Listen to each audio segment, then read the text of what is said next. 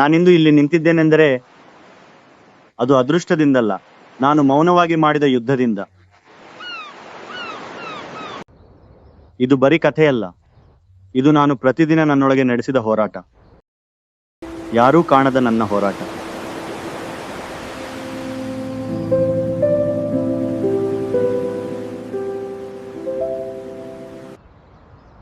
ಪ್ರಪಂಚದ ಜೊತೆ ನಗೋದು ತುಂಬಾ ಸುಲಭ, ಆದ್ರೆ ನಮಗೋಸ್ಕರ ನಾವು ನಗೋದು ಮಾತ್ರ ಅಷ್ಟು ಸುಲಭ ಅಲ್ಲ.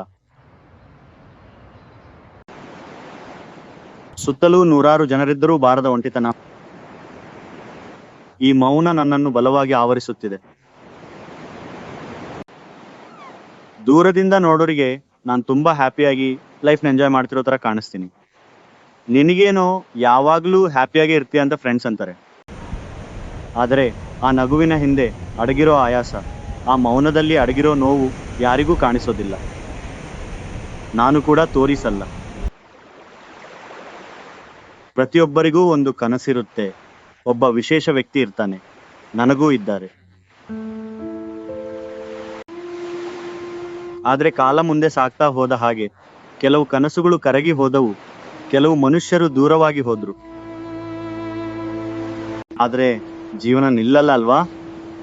ಪ್ರತಿ ಕತ್ತಲೆಯ ನಂತರ ಬೆಳಕು ಬಂದ ಹಾಗೆ ಪ್ರತಿ ನೋವಿನ ಹಿಂದೆ ಒಂದು ಹೊಸ ಆರಂಭ ಇರುತ್ತೆ.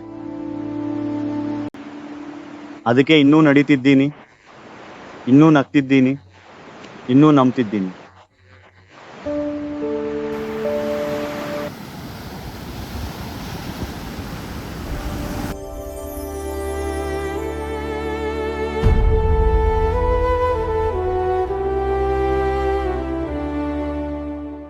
ಹಾಯ್ ಫ್ರೆಂಡ್ಸ್, ಇದು ನಾನು ಮೊದಲ ಬಾರಿಗೆ ನಟಿಸ್ತಿರುವ ವಿಡಿಯೋ.